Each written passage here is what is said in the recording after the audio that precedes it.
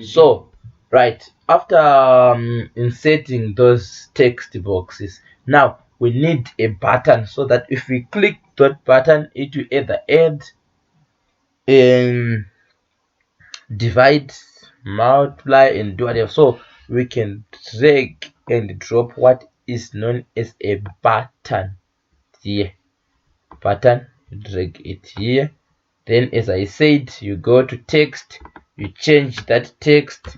Let's say if we say this is add, right, and leave it here. We drag another label, another button, sorry, for let's say this is multiplication.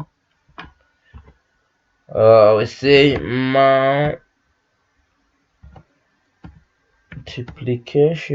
multiplication. Then basically we have to a little bit readjust our button so that the whole word is displayed like this. Then after that, we drag another button, let's say for division.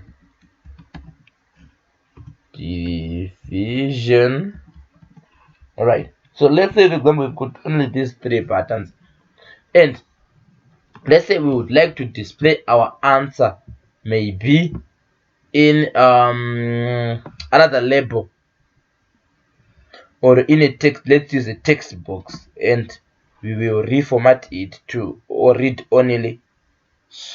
This is a text box. Let's say for answer, we drag it here, and we need another label here so that we can identify that this text box represent the answer for a certain arithmetic operation that you have been manipulated. So here we have to go to your properties. Here to your properties, what you have to do is, you see is here there is a read only, you have to set it true.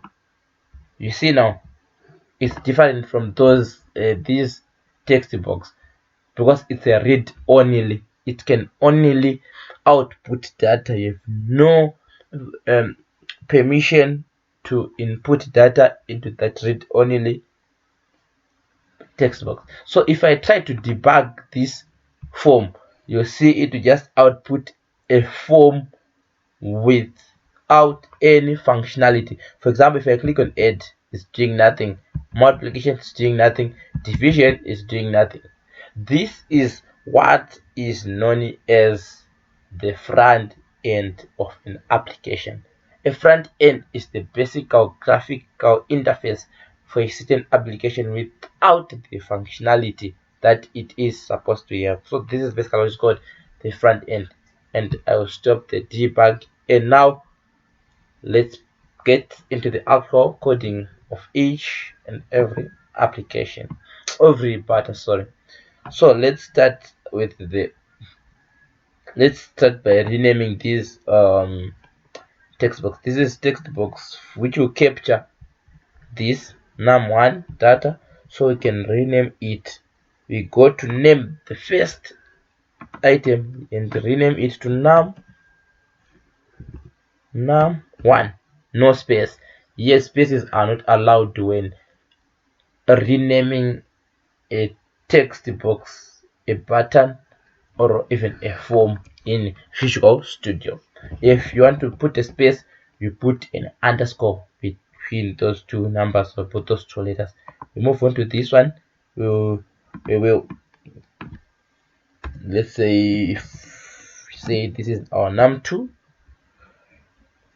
Right, so this is our answer. I have to rename it from text box 3 to